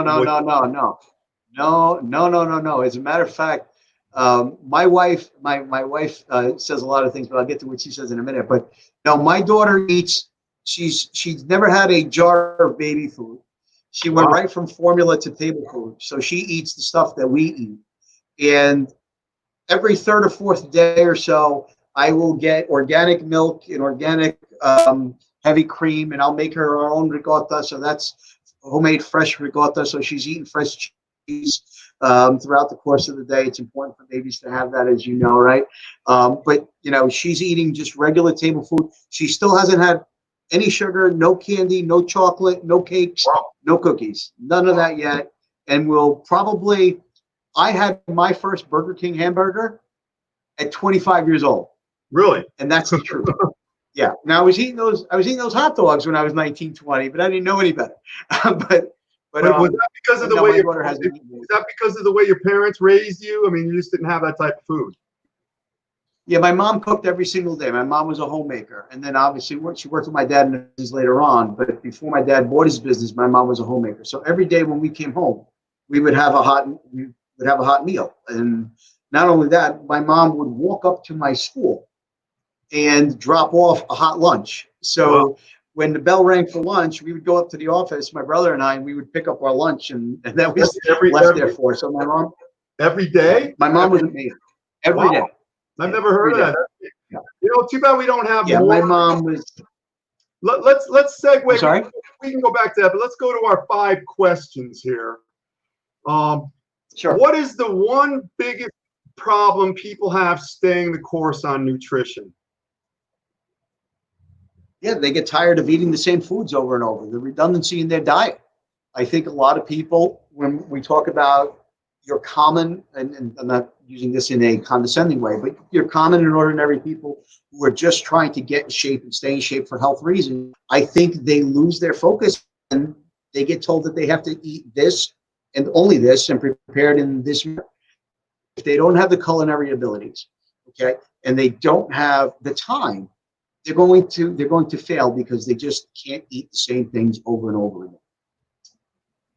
That makes sense. I've seen that. I'm going to compare. You could tell me what you think. Number 2, a whole food meal or a supplement so-called meal like a powder or a bar, which is better? Whole food meal, 100% of the time. Always. Bar is okay if you must. Good quality shakes can take the place of a meal. So if you had to put them in order, whole food meal all the time. Good high quality protein shake. Bars are at the bottom, particularly if you don't get a really good one, and they're hard to come by. Yeah, that's what I want to know. You know, so you put a good whey, like a whey protein powder on top of a bar, basically. Always. The bar only if you have Always. to. I want to be being a little jocular here. Number 3, when you make healthy lasagna, meatballs, chicken parm, come on now, is it really healthy? Yes, absolutely. Everything is relative, right? And everything is comparable. So you take my lasagna, again, whole wheat pasta, grilled chicken breast, diced, spinach, low-fat ricotta, low-fat mozzarella. Or you can go to the restaurant and get it made with 80% ground beef, regular semolina flour, regular ricotta, regular fat. You jacked up the calories at least 2.5 times more. And the macronutrient balance is way out of whack. So you're getting a lasagna that has about 45 grams of protein, 25, 30 grams of carbohydrates, maybe 6 or 7 grams of fat on my end. Or you're doing something that may have 40 grams of protein, 80 to 90 grams of fat, and an excessive amount of carbohydrates, upwards of 50, 60. And then your sodium too, right? What we're doing here, we're not adding any sodium. So it is. And the turkey meatballs in comparison, we use lean turkey breast. Okay, it's a blend, so it's like about 93% lean compared to regular meatballs, where they're using again an 80% lean. It's a lot healthier. You know, this question's number 4 is relevant because I'm getting hungry here. So I'm going to ask you, overall, and it doesn't matter the audience you're cooking for, what would be your specialty, your absolute specialty, if you had to prepare a meal? One thing only, and if I had to impress anybody with just one meal, I would say my penne vodka would knock anybody's socks better than anybody's you've ever had, and I promise you that statement. We can go from penne vodka to Italian herb crusted Chilean sea bass over a potato nest. We can, top potato nest over a bed of spinach. We can go in a lot of different places. But if I had one go-to and only one meal to impress with somebody, assuming they didn't have a gluten or lactose allergy, penne vodka. Well, I'm going to throw this extra question in, then there's one more after that. Mine is a tie between Burns Steakhouse in Florida and Strip Steak at the Fontainebleau as far as the best restaurant I've ever eaten. And how about you? Okay, in Columbus, Ohio, there's a steakhouse called Mitchell's. Okay, and I would go out to Columbus almost every year for the Arnold Classic when I was in the industry, and they had a Kansas City strip that to this day I wish that I could find something even comparable. I've never had a Kansas City shrimp as good as the one at Mitchell's in Columbus, Ohio. Yeah, but you could hang with those chefs there, though, right? I think I can hang with a lot of chefs. However, everybody's got a specialty, and steaks and rubs are my specialty. So I gotta give them props. Yeah. Italian food. That's the niche thing again. It's number 6 now, but what would you serve? Now I'm choosing this guy because I think he's overly emblematic of longevity. Sylvester Stallone, he's 74. I talked to Troy Zucolato. He knows him. Troy owns Youth Tech clinics. I know Troy. Yeah, of course. And Troy's a friend. He's been on here a couple of times. Troy. And he, when I talk to him, he goes, nobody comes close to Sly Stallone as far as how they take care of themselves. Like I had Rayhan Jalal, who did I have on here as far as the guy who trained Matt Damon. And Matt Damon, before a movie, he gets fat and he's drinking 6-packs, and then they got to whip him into shape for Jason Bourne. So that's an example. But Stallone is always like a rock. Skin is perfect. Everything is to a T. So that being said, he's my choice. What would you serve to him if you had to make him a dinner? Well, the short answer is anything he wants. To be, but I would probably, you there? You didn't lose me, did you? I'm still here. Good? Yeah, no, I'm here. I'm here. Okay, I just want to make sure you didn't lose me. I'm sorry. Yeah, no. I'll tell you what. If he's a seafood guy, then I'm going to make him a real kick Chilean sea bass, and I'm going to put it over a sautéed spinach nest for him, and just maybe make an arboreal rice on the side for that so that he can really enjoy that. That's what I'm going to do, because Chilean, to me, it's a very expensive fish, so a lot of people don't get to enjoy it that much. But Chilean sea bass, I can eat that 5 times a day, every single day, just for its pure flakiness and taste, and so buttery without having to put anything on it. You're killing me, man. I'm starving. I think I got a can of tuna fish downstairs. Hey, I'm a tuna fish guy too. What's the problem? What's the problem I hear about tilapia now? What's wrong with tilapia? No good? Tank raised. Would you ever eat it? You want to hear a funny story? My wife and I go into the doctor's office. She's pregnant. We just get word that she's pregnant. We go in, and now the diet specialist is going to tell my wife what to eat during her pregnancy. And she's probably watching this. And she's going to laugh and giggle and say, you shouldn't have told that story. But we walk in, and the doctor says, okay, as far as your diet, stick to proteins. You can eat chicken. You can eat this. And then she goes, or you can eat tilapia. So I looked at her, I go, you want my wife to eat tilapia? I go, we're not eating tilapia. So she goes back on her seat, and my wife was like, looked at me, she's like, what are you doing? I said, listen, you should be eating tilapia. Women should be eating tilapia. It's fish. And it's not so much that it's just walking around and eating its own feces. So not walking around, it's swimming around eating its own feces.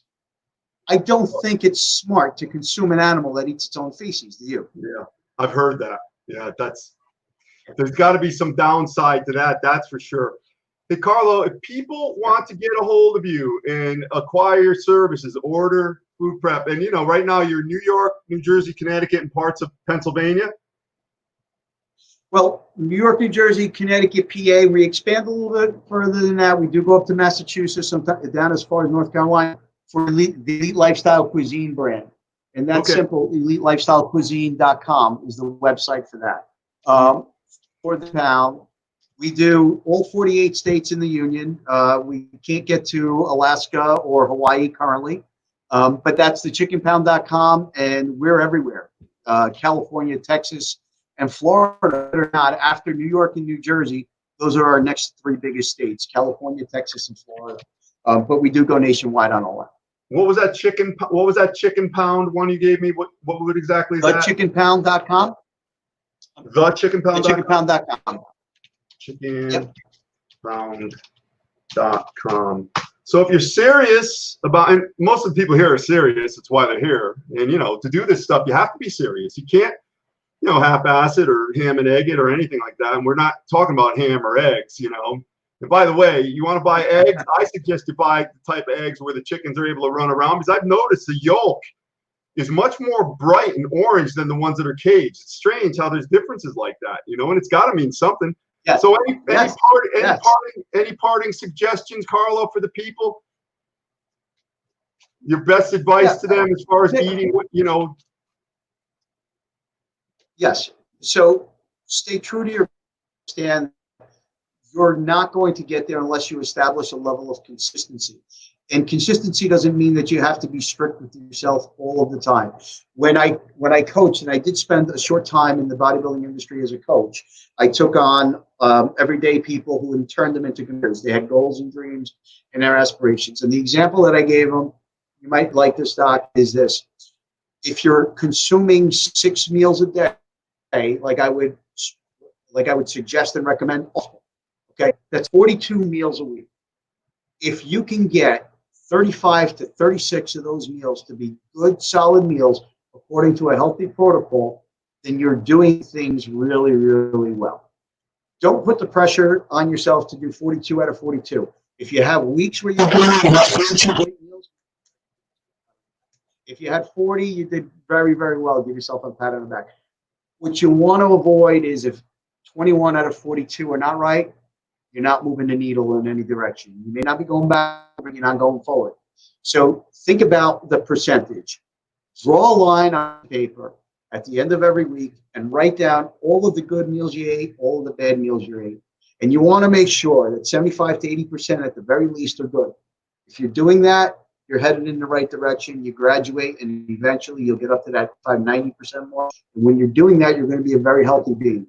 If you're not doing that, then you're going to be an average, so-so, of the mill, win some kind of person.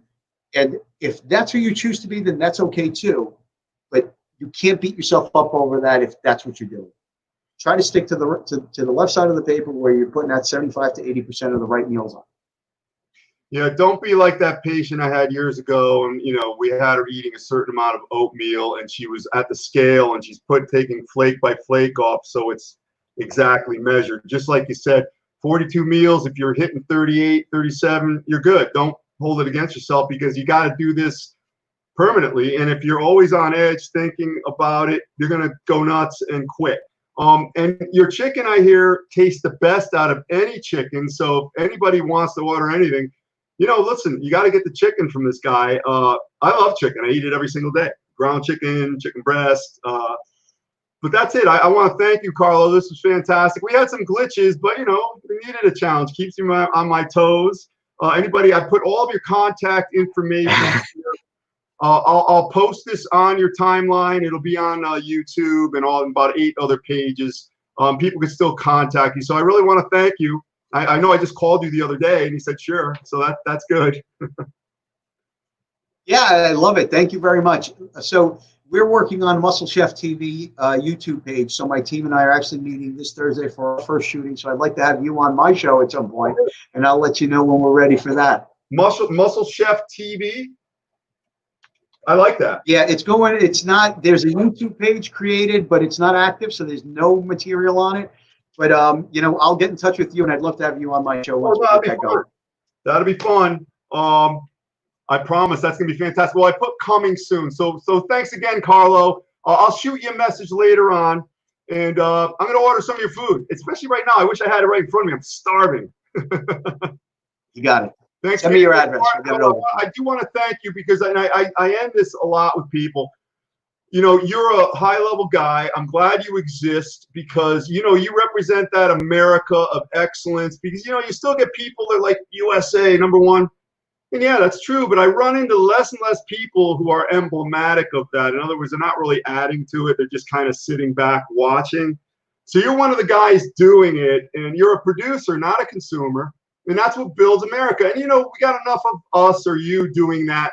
Things will be fine. I always end it with all will be well, because if it's not going to be well, stay in bed, right?